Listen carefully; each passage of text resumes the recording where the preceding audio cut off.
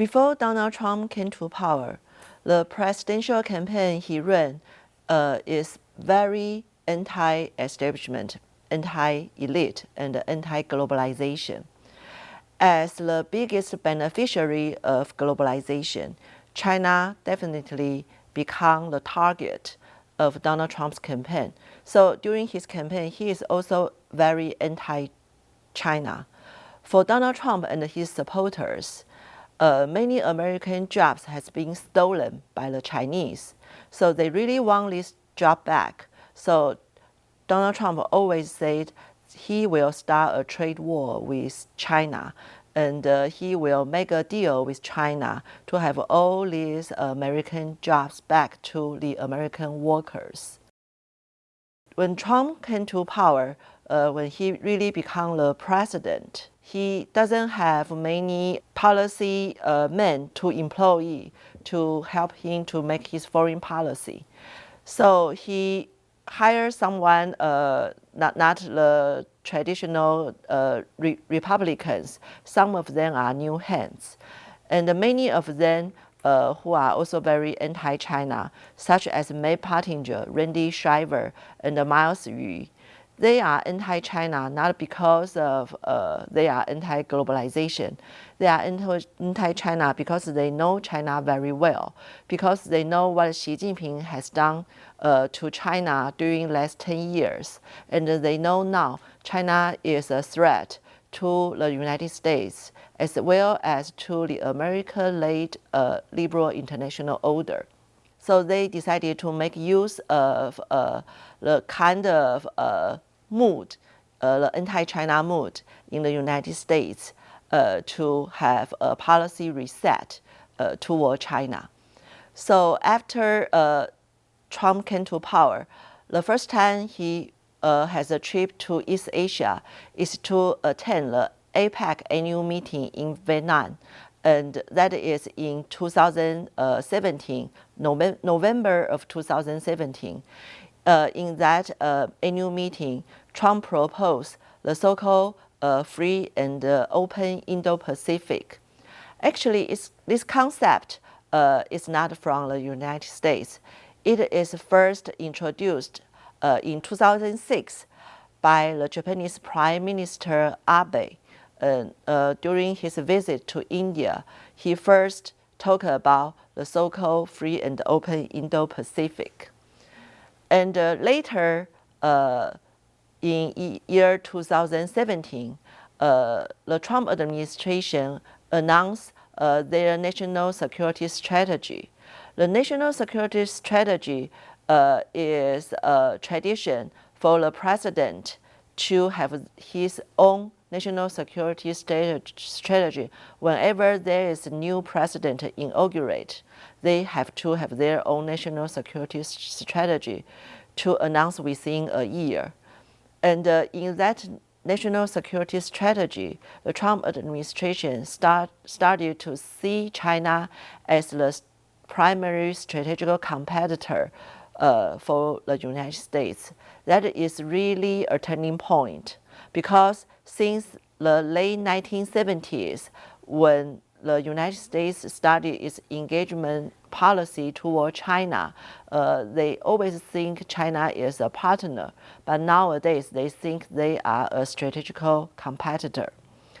And in year 2018, in November of 2018, the Justice Department of the United States announced a new policy, so-called the China Initiative. In that China Initiative, they will have the whole Justice Department, the whole legal system to investigate how China has made use of collaboration with universities and some private enterprises to steal intellectual property rights, to steal the commercial secrets from the United States. And from this China Initiative, I think the Trump administration has somehow switched from a trade war toward China to a technological war. the technology war since then have been continued even till the Biden administration. And in year 2020, the January of 2020, finally after 18 months of negotiation, the U.S. and China really reached the first stage trade deal. And in that trade deal, China promised to buy a lot of agricultural products from the United States. But after that, China did not deliver. They did not keep their promise.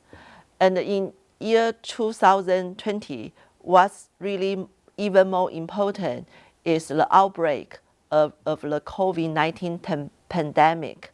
It is first started in Wuhan, China in late 2019.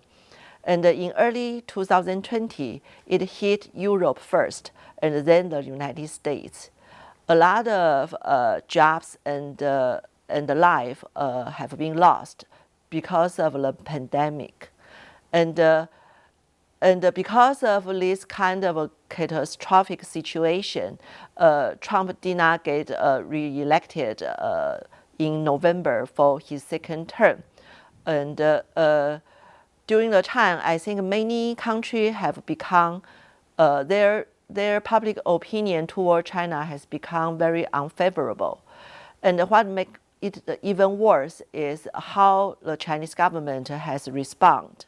They have responded by misinformation and wolf warrior diplomacy to defend what they have done during the pandemic. So the situation have made many public opinion toward China even more unfavorable all around the world. Now we can see some figures of this public opinion. This is a survey result conducted by Pew Research Center, which is a think tank specialized in public opinion around the world. They do this kind of a survey regularly every year. So you can see for the last 20 years, I think in the beginning of this century, you see these Indo-Pacific countries. We just give 3 examples of the Indo-Pacific countries. In the beginning of the 21st century, they somehow have favorable opinion about China. But in last several years, when Xi Jinping came to power, their public opinion become less and less favorable toward China.